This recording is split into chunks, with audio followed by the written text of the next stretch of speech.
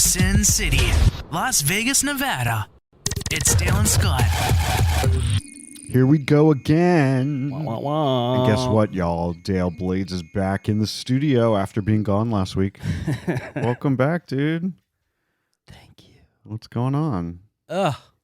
Getting over this hell of a flu or whatever the hell it is. No, I told everybody you were on assignment last week. Oh. So I didn't tell anybody you were Gotcha. not feeling well. Well, you should have told me. Hey, listen, my sister sat in with us via telephone, and a lot of people out there said that they think we should add her to the show, make her a permanent guest. What? But I don't know about replace me or in addition it. to? Yeah, to replace you.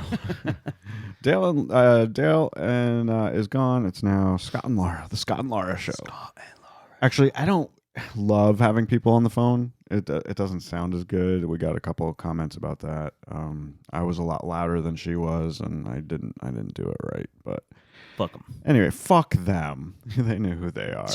Anyway, it's episode 378 for October 18th. Excited. As you guys are listening to us, we're on an airplane because we're taping this on Monday to put out on Tuesday. We're going to be flying to Miami, and we're going on a secret mission.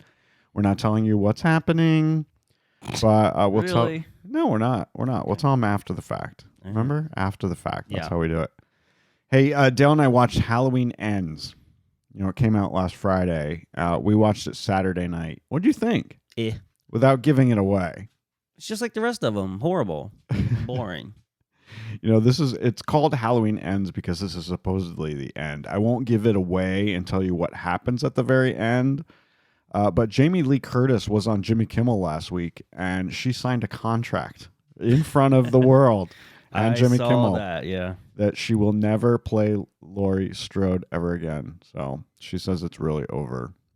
I don't think that means Michael Myers is over, but we'll see. We shall see. The movie made over $58 million opening weekend worldwide on 3,901 screens, despite the fact that it was also available on Peacock, and that's how Dale and I watched it because we don't love going to the movie theater. So no, I like this available in the theater and on. Me too.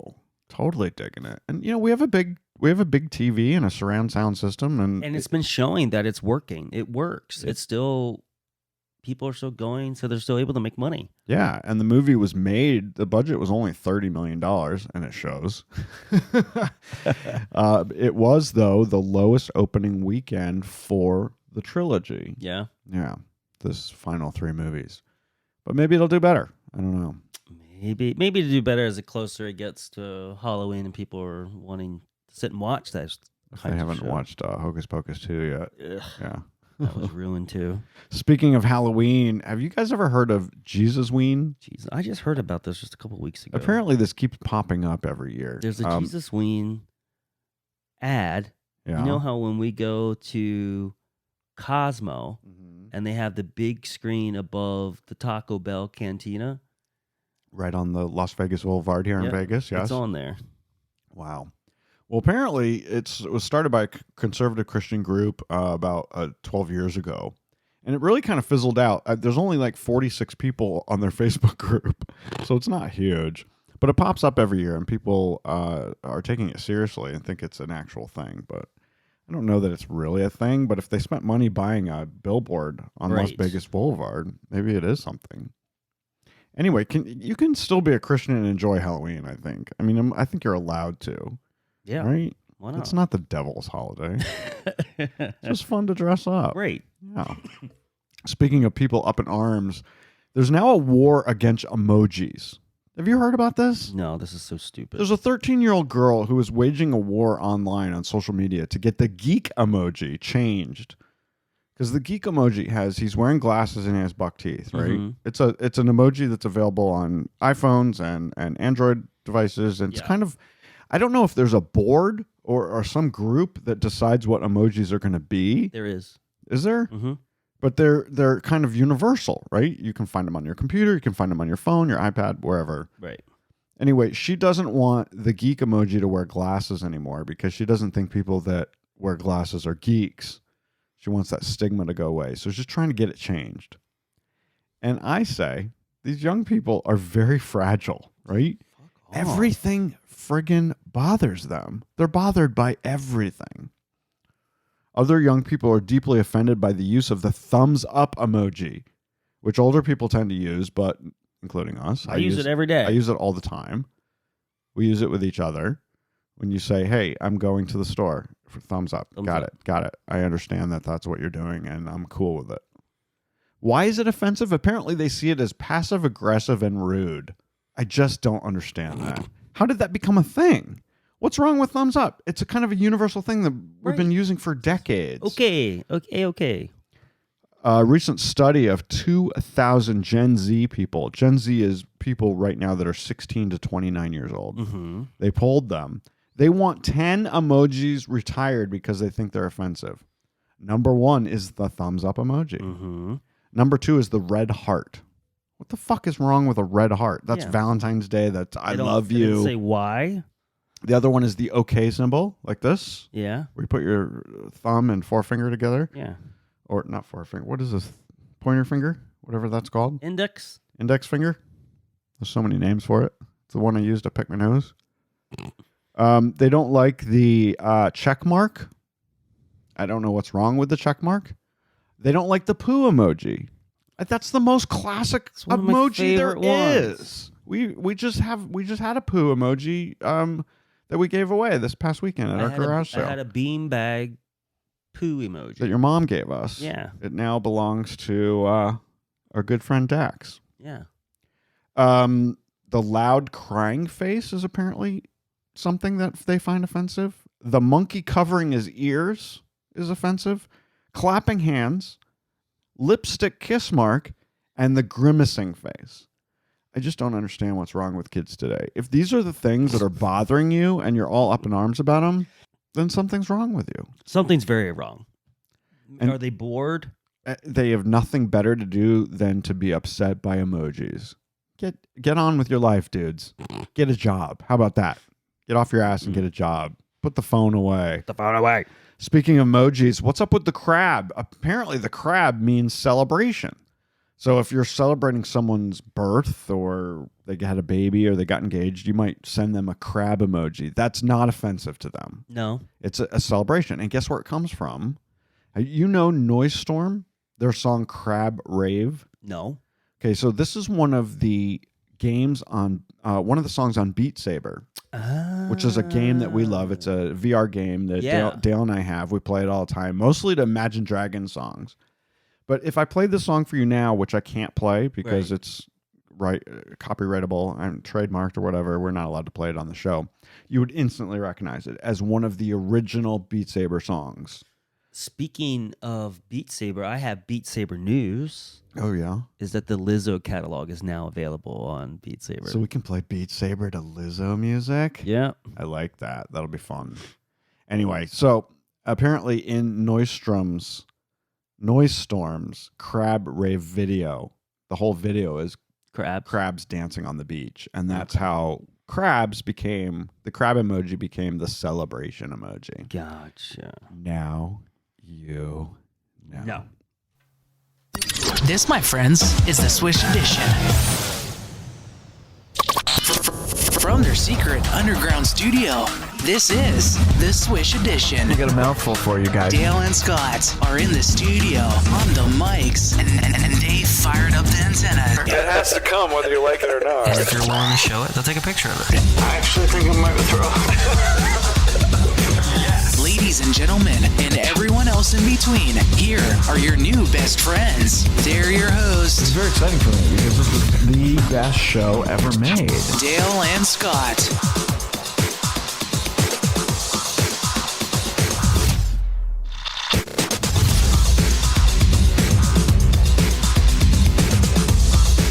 There you go. So, crab emoji. We're going on vacation tomorrow. Crab emoji. Ooh. We love it. How about you? Do you guys know about Elf on the Shelf? Elf on the Shelf has been around since 2005. It's this little kind of, what is that, like a puppet kind of 12-inch Yeah, and thing. it's still it like gets into mischief in the evening, and then the kids wake up and see him, and then Yeah, and every day the parents move it around, and Yeah. every day he's in a different spot, and the kids have to go around the house trying to find him. And he watches them because he is an elf that works for Santa. And he Right. makes sure that the kids are being good, right? There you go. So now there is Snoop on a stoop. Freaking love this. He's about 12 inches tall. He is, it looks like Snoop. He's got sunglasses on. He's wearing a green outfit, and he's got a blunt in his mouth. He's got dreadlocks, too. This comes from, of course, Snoop Dogg, who created it and trademarked it. And he's going aggressively after people who are selling unauthorized versions, and there's a bunch of people doing that. You get He actually created this doll. He created it. Yeah, he owns it. He's making a lot of money out of it. They sold like 1 million of these things. Official ones are about $16 on Amazon. So if you guys are cooler than the average parent, you might get a Snoop on the stoop instead of an elf on a shelf this year. There's also, for our Jewish friends, Mensch on a Bench. I've never heard of that one. Which was first appeared on Shark Tank, and a couple of the Shark Tank people bought it, and they've been making a lot of money. Yeah, the Jews need their thing too, right? I guess. I thought it was the dreidel. Yeah, well, that's age old. This is something new for them. Here's something that you don't hear about every day. This is so bizarre. Things that you can buy, right? You can buy Snoop on the stoop. You can buy Mensch on a bench, or you can buy burnt hair cologne. This is a real thing, y'all. And guess who's selling it? Elon Musk. Elon Musk's boring company is selling the omni-gender cologne called Burnt Hair, and it smells like burnt hair. Why? We don't know. But here are their taglines. The essence of repugnant desire. And it doesn't get any more lit than this. It just tells you that the stupidest shit that you can make up, people will buy. It's available on their website for $100 a bottle. They've already sold 10,000 bottles. That's $1 million, y'all. So Elon Musk has made $1 million by selling a cologne that smells like burnt hair, and people are stupid enough to buy it. Would you buy it? No. Get it for your mom for Christmas? For one, it's $100. That just seems a little pricey. We can burn some hair on our own, and it would be free. Yeah, you ever like take a lighter to like your arm? Yes. And you know how it smells. Yeah. I've done it.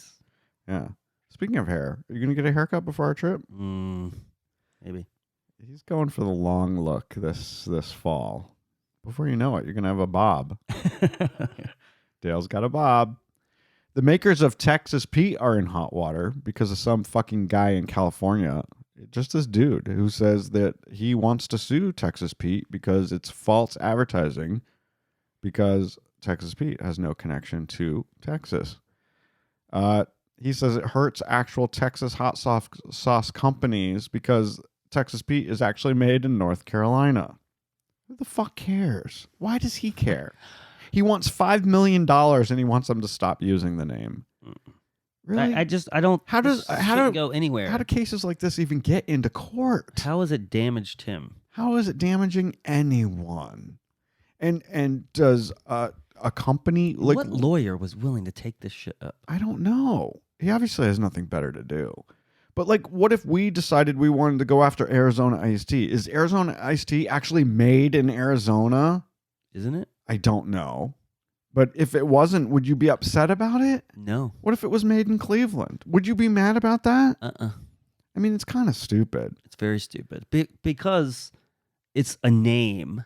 What about someone in... They're not claiming that it's made in Texas. Right. What about someone in Florida who's selling New York pizza? Oh, well, your pizza's not made in New York, but it's New York-style pizza. Right. What about Chicago deep dish pizza in Los Angeles? Right. Should they get in trouble too? I mean, it's just kind of stupid. It's called... Stupid. Y'all, it's the United States of America. We all have the right to use. What about Baked Alaska? Baked Alaska's made all over the country.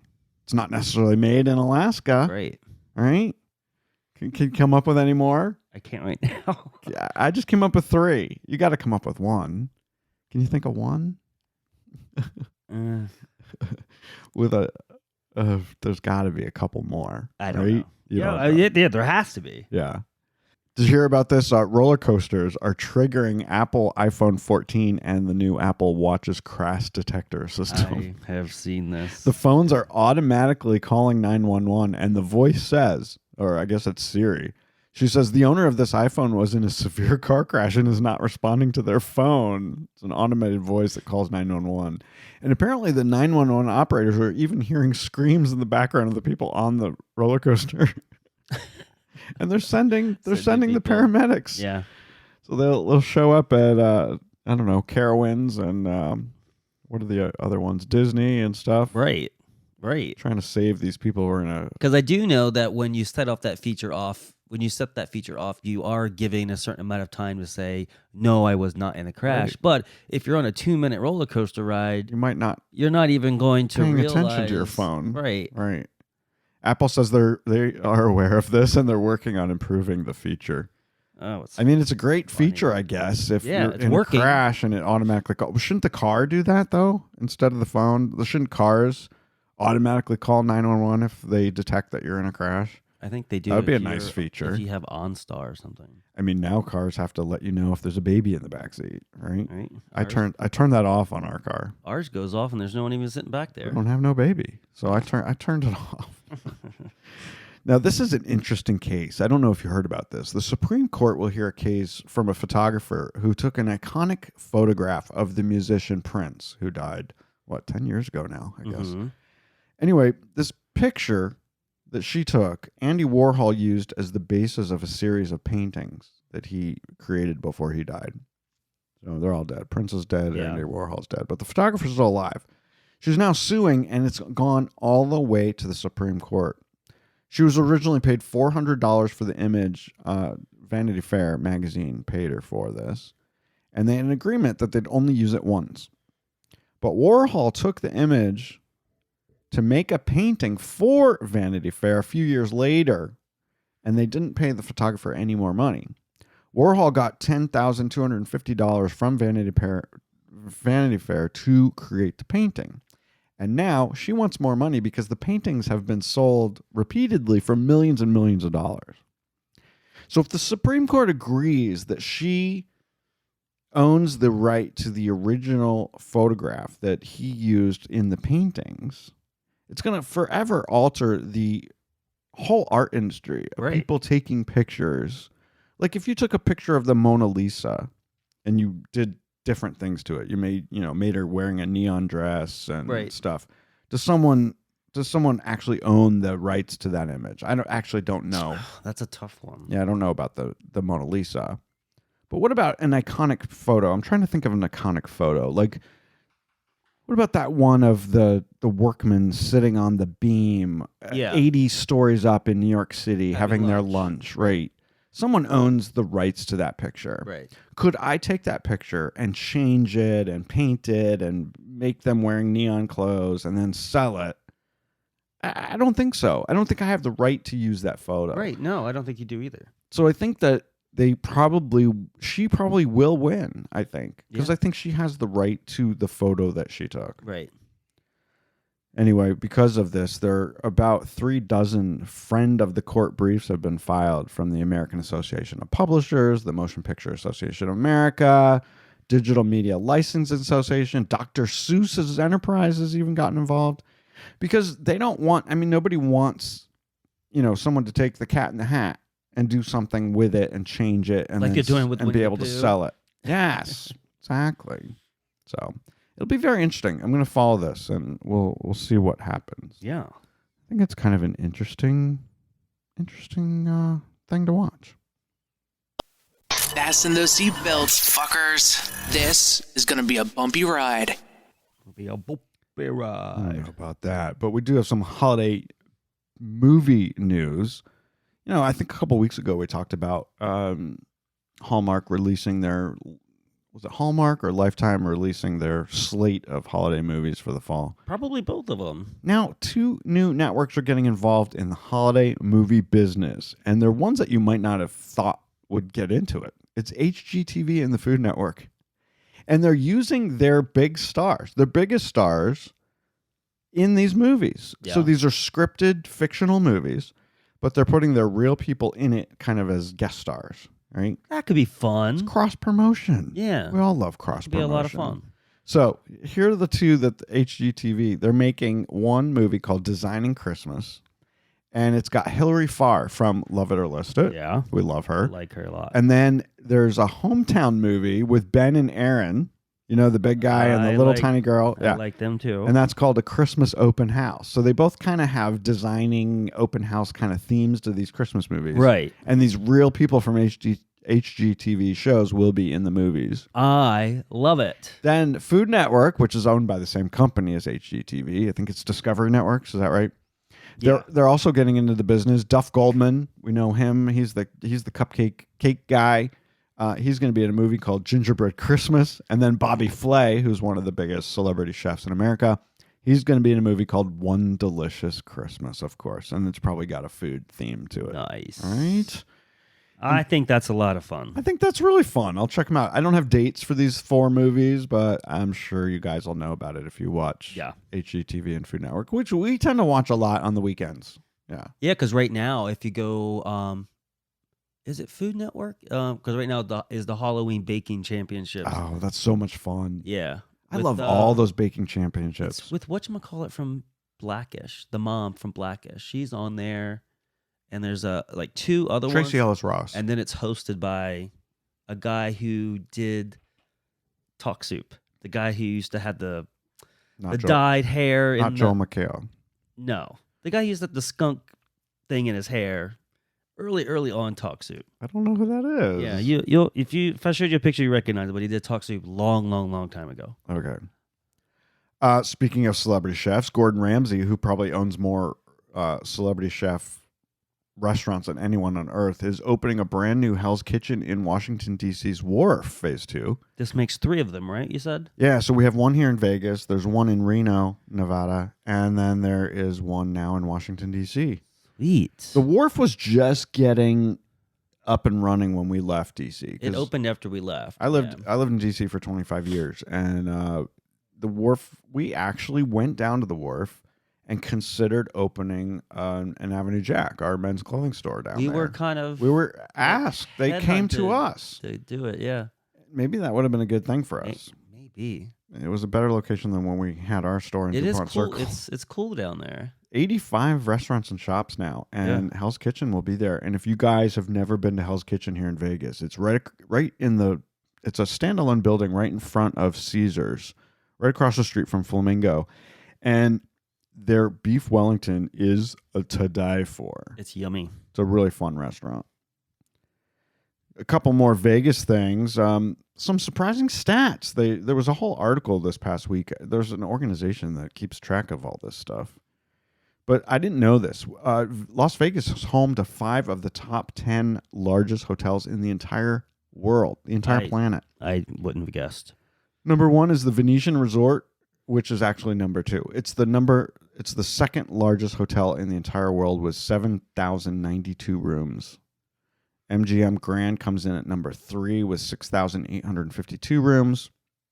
The Wynn Las Vegas is number 7 in the world with 4,748. Mandalay Bay, which we were just at yesterday, number 9 with 4,426 rooms. And Luxor, that pyramid, the big pyramid with the sky beam on top, comes in at number 10 in the entire world. Wow. I didn't realize Luxor had this many rooms. 4,407 rooms at Luxor? When you look at these buildings from the outside, you just have no idea. That's a lot of toilets. These are massive. It's a lot of fucking toilets. Yeah. All right? Someone's got to clean all those.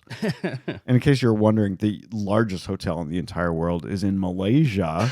And guess where? It's in Genting. Yeah, that's like the Las Vegas of like Southeast Asia. It's called the First World Hotel. It has 7,351 rooms. That actually surprised me. I really figured it would be in like Dubai. Right? Dubai isn't even in the top 10, I don't think. The tallest hotel in Vegas is one that's not even open yet. It's called the Fountain Blue. You'll find the Fountain Blue in Miami. This is the second one. It's 735 feet, 68 stories. It's opening sometime next year, I think. Yeah. And Resorts World, where Dale and I will probably be a little later today. It's 673 feet. It comes in at number 2 here in Vegas, 59 stories tall. And here's this crazy thing. So even last year, 2021, in the middle of the pandemic, Last year's gaming revenue here in Vegas was $11.8 billion. That is such insane amount And of money. here's a number I didn't know, and maybe if I really thought about it, it makes sense. The average gambler who comes to Vegas spends $718 on gambling Wow. per trip. That's a fun number to know. $718. Dale and Scott can spend that in 10 minutes. Yeah, it doesn't last very long.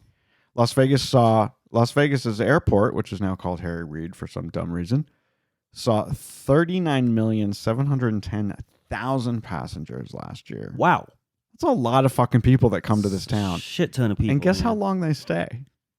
The average person that comes to Vegas stays 3.6 nights. That's funny. Isn't that funny? So it's basically somewhere between 3 and 4 nights. Yeah. Yeah.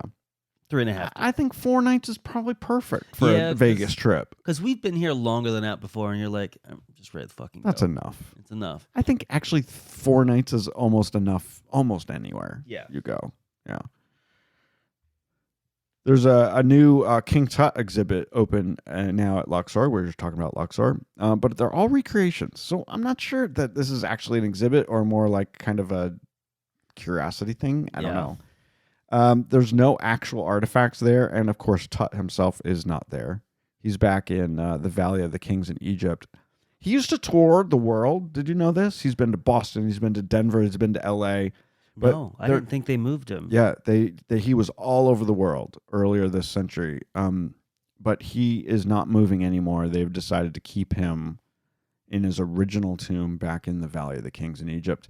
And his golden mask, probably the most famous Egyptian artifact ever. Yeah. That is actually in the Egyptian Museum in Cairo, but is eventually moving back to where Tut himself is. So it'll all be in one place. One place, yeah.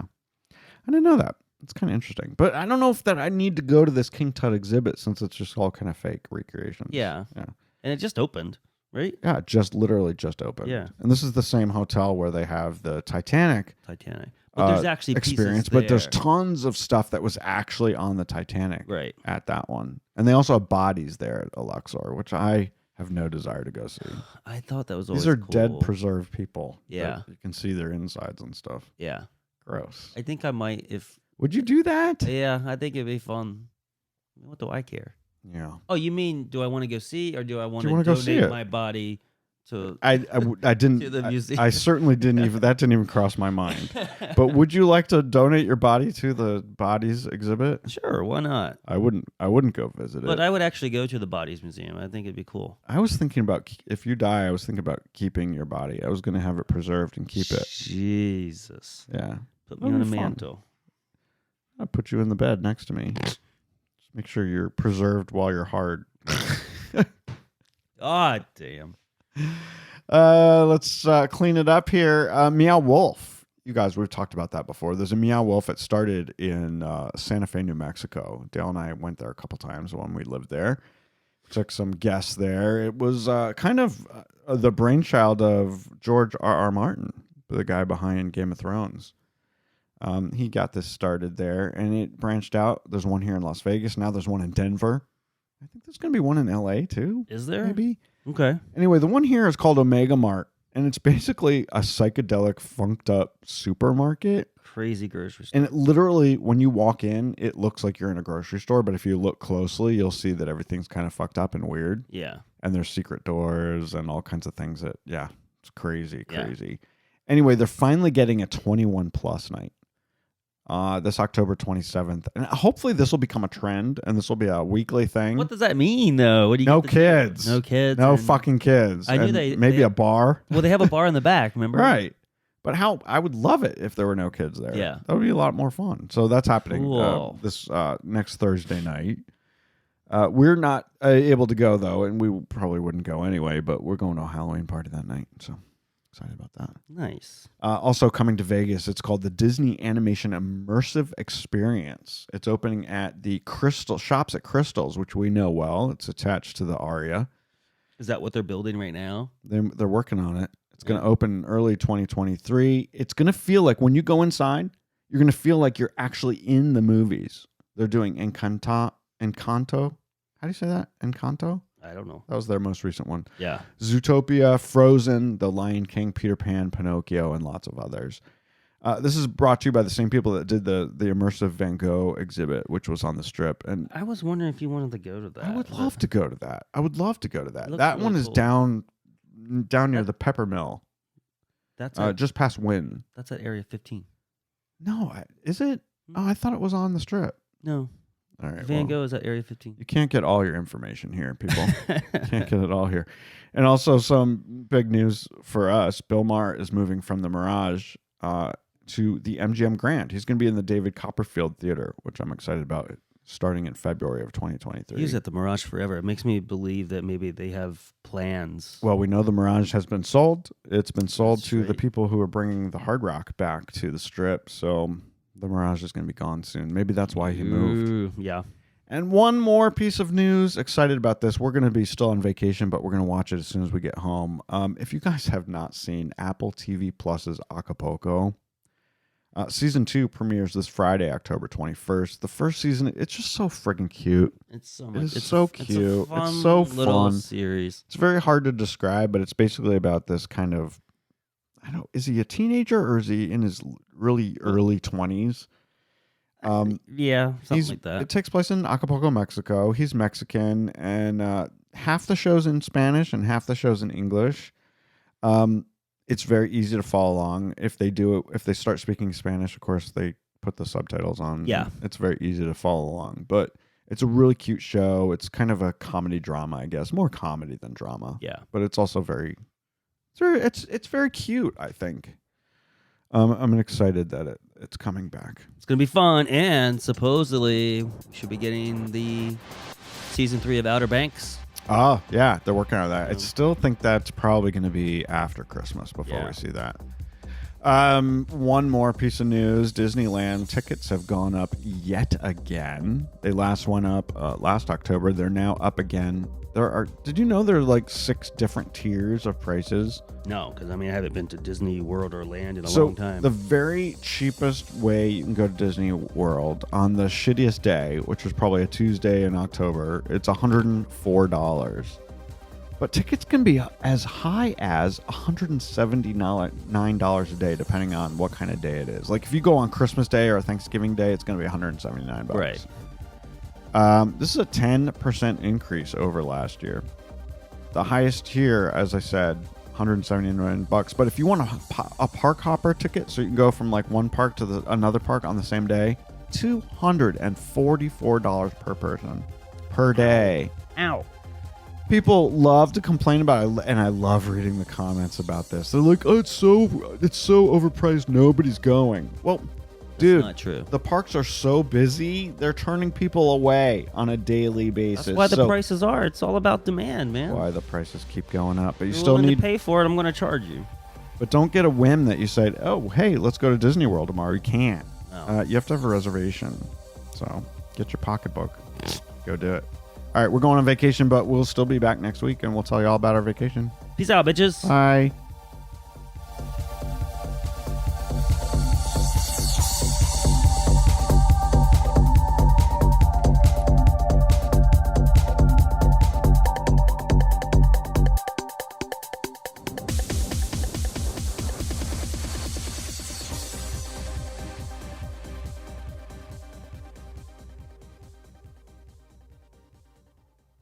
$12-inch Yeah, and thing. it's still, it like gets into mischief in the evening.